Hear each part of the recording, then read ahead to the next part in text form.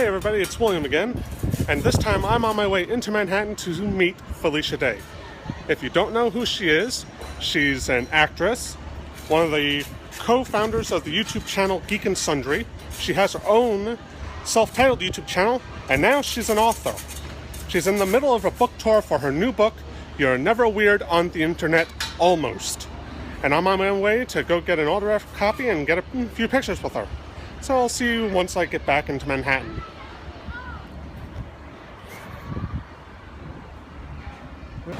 So here I am, I'm now in Manhattan, and I'm standing outside of the Housing Works Bookstore Cafe. And tonight's the night that I get to see Miss Felicia Day and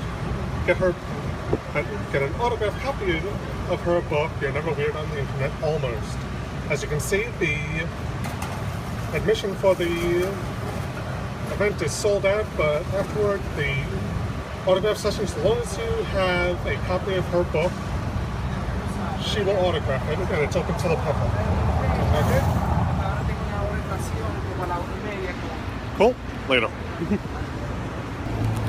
So this is going to be my lunch until after the event today. A Dr. Pepper and pepperoni pizza flavored combos. When you're not rolling in dough like I am, you gotta make do with what you got, you know?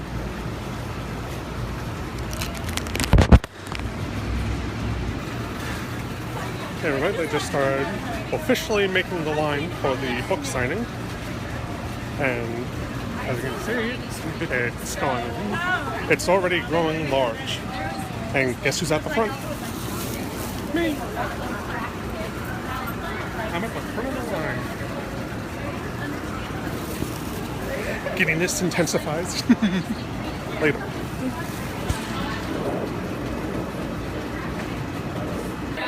Alright, I'm inside the bookstore right now. Got my copy of her book. I'm just waiting on Felicia to take the stage, Q&A, then the book signing, and giddiness levels are hitting critical mass. Can't wait to see it.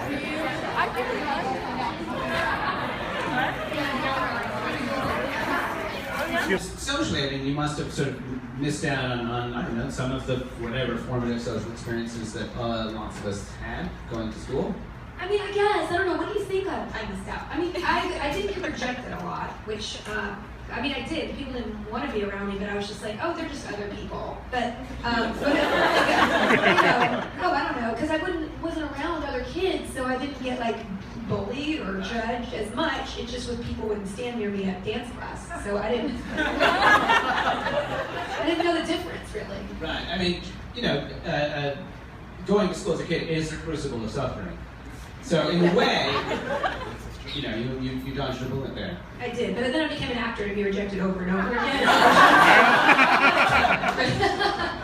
No, I definitely didn't have a standard upbringing, and I think in the book, you know, that's where I really found the theme of the book, is that that was weird and probably not ideal in some ways, that because I was raised like that, I love the things that I love without apology, and because nobody was made me ashamed or make me feel like I shouldn't like those things because of the way I look or was born. Especially, you know, being a girl, being into the things I am. I see people writing honestly about, and really in a raw way about depression. And it was just really amazing and inspiring to read that passage. I thought this was going to be a question that's turned into a statement. Was that hard to write? I mean, it's so rare that I see people put themselves out there on a page like that. I mean, I do think, I think there are a couple great authors like Ali Barash and Jenny Lawson. You know, they have really great memoirs that touch on it. But you're right, I think people aren't as visible about going through those things, and I put those chapters in a way because it was so inherent to why I wanted to write a book. Actually, you know, because it was on the tail end of me going through this incredibly painful period in my life where I felt like a fraud. I felt like I would never do anything good anymore. This was after you had sort of already made it. I mean, you've done so many amazing things. It was after Geek Sunray launched, like a year after I just collapsed, and a part of it was overwork, part of it was like chemicals in my brain making me, self-destruct. Part of it was the guild ending. I mean, I talk a lot about all those things, but it was so important to me to relay that because nobody had ever shown me that was a way that somebody could be and they could get help from it. You're right. It's like this stigma that you can't admit it. If you have an illness, you're very easily. It's very easy when you talk about a physical illness, but talking about a mental illness makes you feel separate and other. And I think separate and other is what makes you go even further there. So if you don't feel alone, it's easier to get help. It's easier to see that there is a light at the end of the tunnel, and you're not broken as a person. And I needed to hear that from someone, and when I started getting help, I heard it, and I wanted to tell it to everybody. Because especially on the outside, if it's somebody you admire, which hopefully, some people do, admire what I've done. It's going to be awkward later if you don't, you just leave it. But you tend to think of people's successes and be like, either I want that or I'll never get that, and put them on yourself. And really, nobody has any success without going through a lot of ups and downs. And the more that people can understand that and relate to it, the easier it is to get through the ups and downs of life. We're going to go to audience questions. So much amazing stuff like that in the book. I mean, it's also incredibly funny as well. It's like you're hanging out with Felicia, like whenever you open the book. It's such a good time. We're going to hear. Yay. Maybe, here, I'll have you pick. You're going to make me pick? You can't do all of them? Okay. Oh, I don't like magicians, but...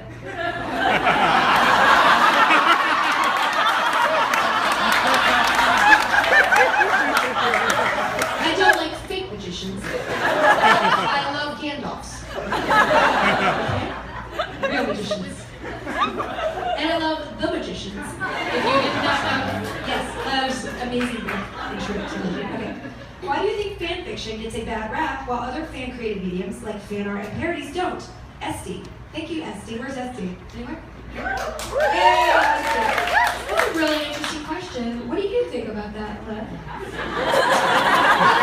You're stalling, aren't you? No. I mean, aside from pegging, which is like, fine, dude, I don't know if I want to read that, but I don't want to read a fan fiction about anybody I know, because that makes it, or myself, that makes it uncomfortable, but I do think that, I do actually write about fan fiction in the book. There's a whole chapter where I didn't realize that I did write fan fiction as a kid about Perry Mason, but you guys are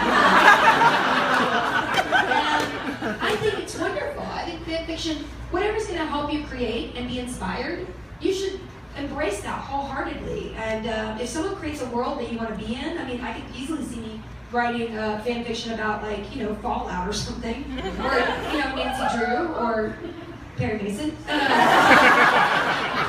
I think that if that inspires you to get into something, you should feel free, and that might be the step you need to feel brave enough to dive into creating your own world, because that's really hard. Creating is awful. It's like, literally like, here's my heart, punch it, Any kind of creativity. So if that opens the door for you to share and feel like you're part of a community, I mean, I love it, and I support it, and I think the more people are proud and say that this is what I do, this is my hobby, or turn into 50 Shades, which is I don't know. As an author, I guess I'm an author. One last people are, I think, really obsessed with originality, this sort of cult of originality, like, because your job as an author, you have to make some incredible new intellectual property that never existed before. Except that there is kind of no such thing, because all the stories come from other stories. I think it's something we need to slightly get over, like, as a culture, which I think we are. It's in a cool way. Yeah, I agree. Next question. Oh, I'm picking. I'm sorry. Sorry, I was watering myself. Okay. What is a typical day in the life of Felicia? Tamar. Oh, thanks, Tamar. Where are you? Yeah, Tamar. Sorry, I don't have my glasses on. I don't know why I'm asking where people are. Shit. Okay. I mean, the typical day in the life of Felicia is waking up, saying you should go work out, not working out. First thing. Second, go on the treadmill desk in the back of your house and answer emails. Instead, sit down with coffee and sit for 2 hours answering emails. Do social media, answer a lot of work emails, go to some lunch meetings, go to the office, watch some edits. I mean, I do different things every day, and some of them involve creativity, some of them involve production, some of them involve business, some of them involve making photoshopping pictures of me with mustaches to be put on Facebook for my book. I get to do a little bit of different things every day. When I was writing the book, I would spend the first 3 hours of the day just writing the book. And I was like, you're not leaving until you write. And once I was a really mean mother to myself, I actually got my draft done. So that was the process. And the great thing is that I don't do the same thing every day. And that's the life I embrace. I'll probably never be an expert at anything or known for one thing. I'll just be known for that girl who does everything. And that's fine too, maybe. I'm an author.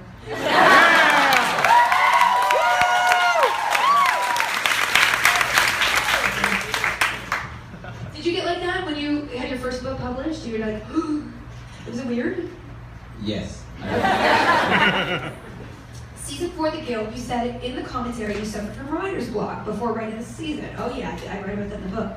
Season 4 is my personal favorite. I like you. What advice about writer's block and overcoming it do you have for aspiring writers? This is a great one. You can answer too. I'm making you work. Yeah, I actually write about this in my book. Is that your question? You didn't actually leave a name, and I wasn't going to ask anymore anyway, so. Question, front row.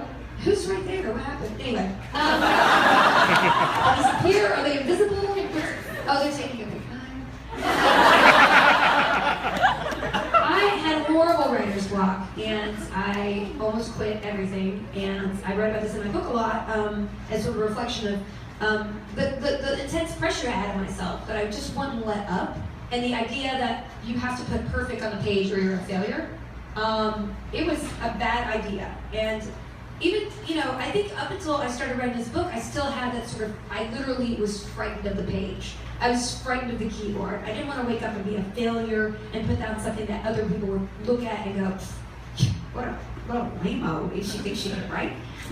Every single time I hear that in my head, and I think it was actually the book that helped me get over that somewhat, in that I did not give myself a choice, and I knew I had an end goal and I was going to get there no matter what, and I just made the hours of my day inviolate. That no matter what, you sit there for X amount of minutes, and whether you get 5 words or 5,000 words, your job is to sit here, not write. It's just to sit here.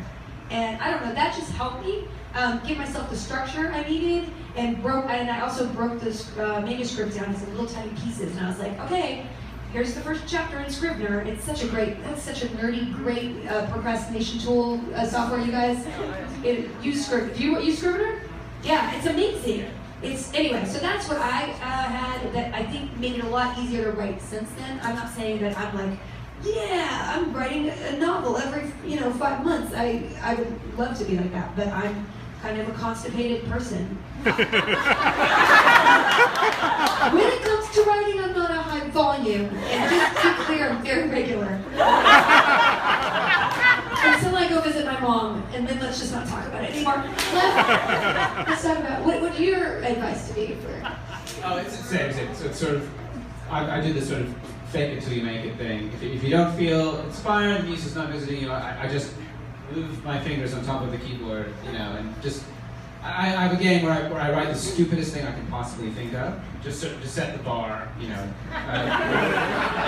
doesn't even matter what you write, as long as you're putting words down, so I just write the stupidest crap I can think of, and then just sort of go from there. And then it gets published. I actually started every day with a diary entry, and most of them are like, I just want a muffin. Why can't I just drive and go get a muffin? Well, you really need to write, Felicia, you can't go get a muffin. But I really want a muffin, so I come to the street. I could walk, and then I burn calories instead of going work out. Shut up, Felicia, gets writing. I would do that for 30 minutes before every day. I don't know. It worked for me. Okay, boom. What are the challenges of publishing content online versus 8 years ago? Jeremiah in the house somewhere. I think it's a challenge in that there's a lot more content out there, so it's really, really hard to get seen. But at the same time, I think there's more appetite for things online, and there is a lot more audience.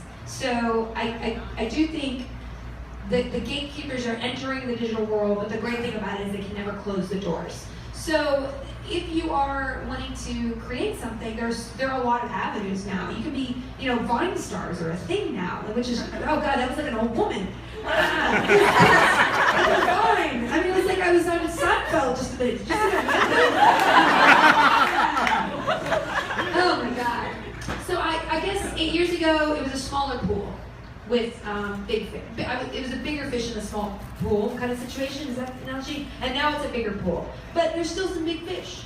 And if the squid was down there, you need to fight it. There are a lot more harpoons available. Is it a metaphor, or we were talking about squids now? This is a fanfic about squids. And then Perry Mason dives in a bell. He's like, you! I object. And then Crystal, his suit comes off. And then it turns into a hentai.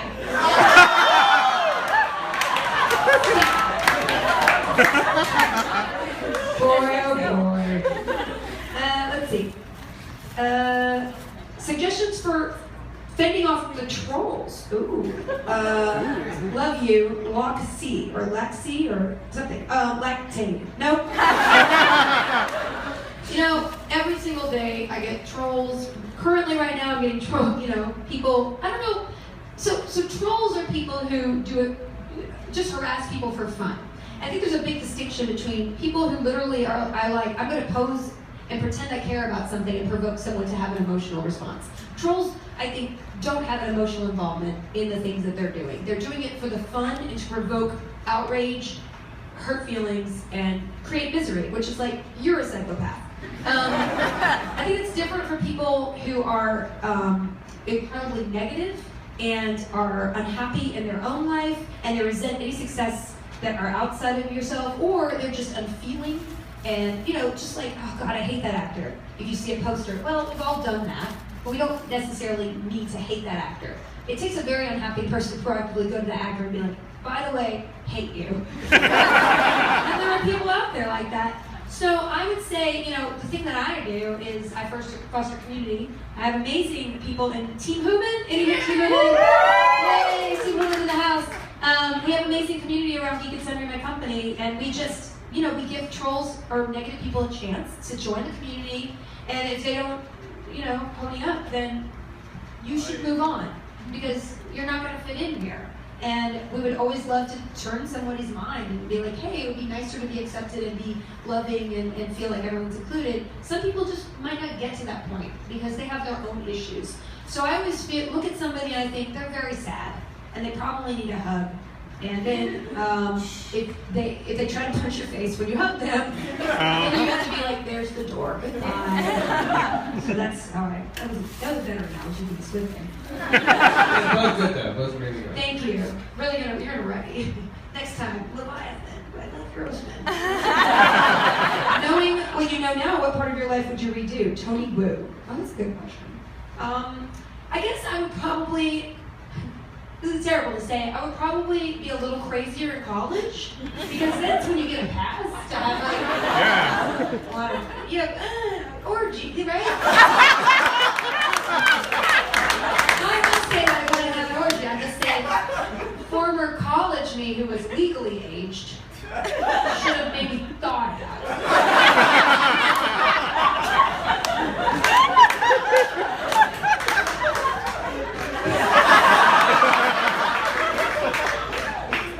Any tips for high schoolers? I love you. Heart. Oh, you have excellent handwriting, high schooler. Yeah, I mean, this whole book has a lot of advice. I think partly in my mind, I want to speak to that girl who didn't do an orgy, which I'm not saying please don't do that. That's not my advice to high schoolers. My advice, I think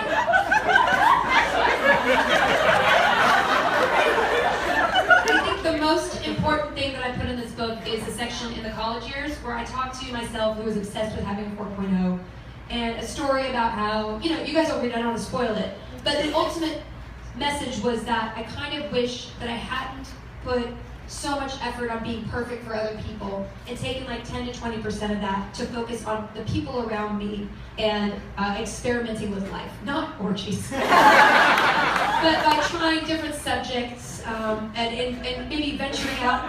Stop it!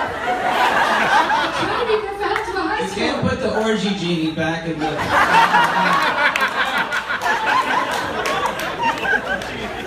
At least I had the opportunity to be like, no, my dad raised me better than that. And then I'd be like, bye!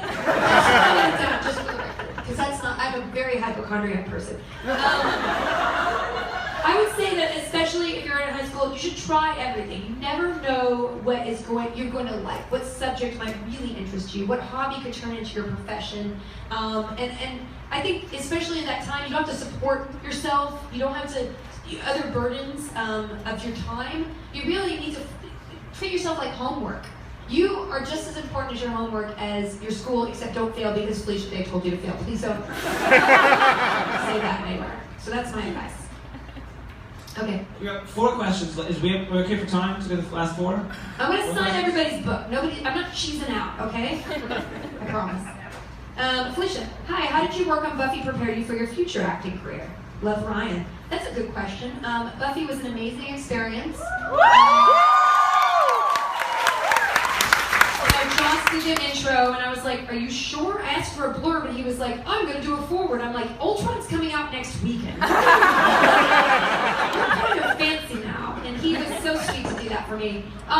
Yeah, you know, my work on Buffy prepared me for my career in that I wanted to always belong to a world like that. Not only the Whedonverse, which I'm so, you know, that is like a family that's close to my heart, but just a set where everyone is making something that they're giving to an audience who doesn't just consume it, they put it into their own lives. And that family is like, I'm never going to give that up for just a job that pays bills as an actor. Every show I'm on or I create, I want to have that sense that it means something more to the people who watch it than just watching it. So, yeah, that's my answer. Okay, are we gonna? Yeah, here we go. What was the first book you fell in love with? Oh, God, that's a hard one, huh? That's a good one, though. Do you know yours? Yes. Really? Yeah. You have to tell it. You have to tell it. You don't know yours? I mean, I love books so much. It had to be Under Green Gables, though, which I say in the book. Right? I just reread it, guys. It's just as good. I want to go to Prince Edward Island like tomorrow. I really imagine buying a pasture there, just laying there reciting like, you know, Longfellow. She's so artsy. Yeah. Anyway, and that's why, you know, I don't actually have red hair or green eyes. I'm just kidding. This is really almost pretty much my hair color. It is, Scott. I'm not going to prove it. I'm just going to tell you. Okay, what was yours? It was The Lion, the Witch, and the Wardrobe. Right? Yeah. Did you read that? Were you an Narnia kid at all? Yeah, and I want to reread it because I realize there's symbolism in it, and it's just really like over my head. Spoiler alert: Aslan is Jesus. I know, right? Wow. Okay. Yeah, we got it. Wow, that's so funny. In all seriousness, it really holds up. The books are so good. Yeah, okay. Last 2 questions, guys, and then we'll get into the signing. You have done some amazing things from starting your own restaurant and getting 2 stars, and also starting your own pig farm. What drives you in these great accomplishments? Team Human! Alright, that's an in-joke, because when I stream video games, I like to flush poops for money.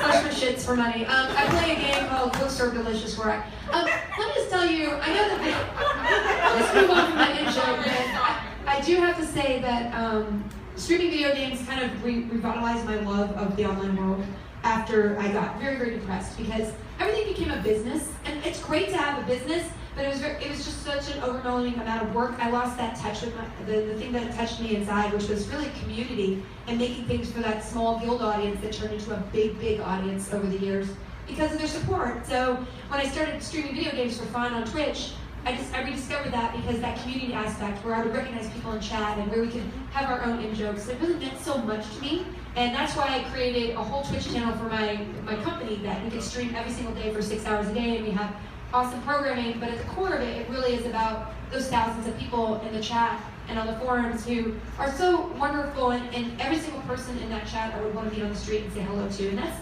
what the internet doesn't have enough of. And it requires a lot of work, not only on the part of the company and the personalities, but on the side of the community itself. And the fact they've taken the reins and created a place where it just feels like it's like Cheers. Coming home. Yeah. I don't know your name. Your Anyway, that's it. Okay, last question. Last one. So last one, I guess this is it. What was the most difficult memory to write about? Rachel. Oh, thanks, Rachel. You also have fantastic handwriting. If I was a graphologist, that is handwriting. I wrote about that in the book, and I forgot that I was actually good at it. You're very erect. Lewd. I think the hardest thing to write about was the ending of the book.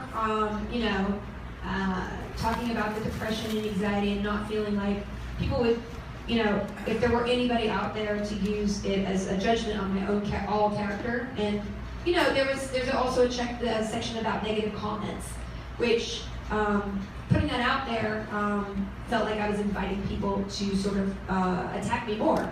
But in relaying that, I felt like this, you might provoke a couple negative comments because of it, but you're going to strengthen so many more people against the things that you felt bullied by. So to me, that was the hardest to write, and yet I'm the gladdest I wrote it, just because we all have to stand up for ourselves against the negativity in our world. Whether it's just peer pressure to not be yourself and not be as weird as you want to be, or pressure to make you feel bad about yourself and low. So all of those are degrees of bullying in my mind. Either unconscious or conscious. To conform is, almost a degree of bullying. So it can get there. So to me, if the story of the whole book is that you just embrace everything that's weird about yourself and make them your superpowers, that's really what I want to convey. So thank you. That's it, I guess.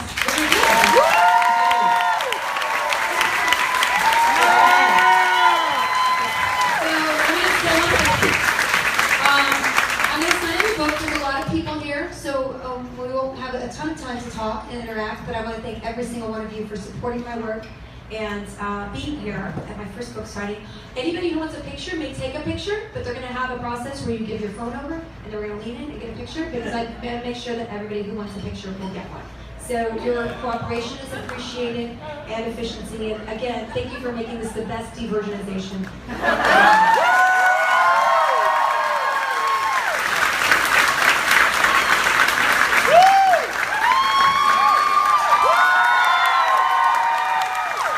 Okay, so I'm back home now after going to the book signing, and you ever have those moments where, like after an very emotional moment or like a strong workout, you just feel your body just shaking? Like somehow it's like the after adrenaline rush. That's how I felt after meeting Felicia Day. She was such a nice person. She's very down to earth. And she's pretty fucking awesome too. As you can see, got my copy of the book, You're Never Weird on the Internet Almost, by Felicia Day. And she signed it and personalized it. I also had one of those moments where you're like so caught up in the moment and so stiff or whatever when you're meeting someone that you really like that you don't realize that they touched you. I didn't realize that Felicia had actually put her hand on my shoulder until I took a look at the camera roll on my phone. And I had to laugh at myself with that because that was hilarious. So, all in all, it's an awesome time. I really recommend picking up this book because, if anything, you'd read about a very cool human being. And I'll see all of you next time. Bye.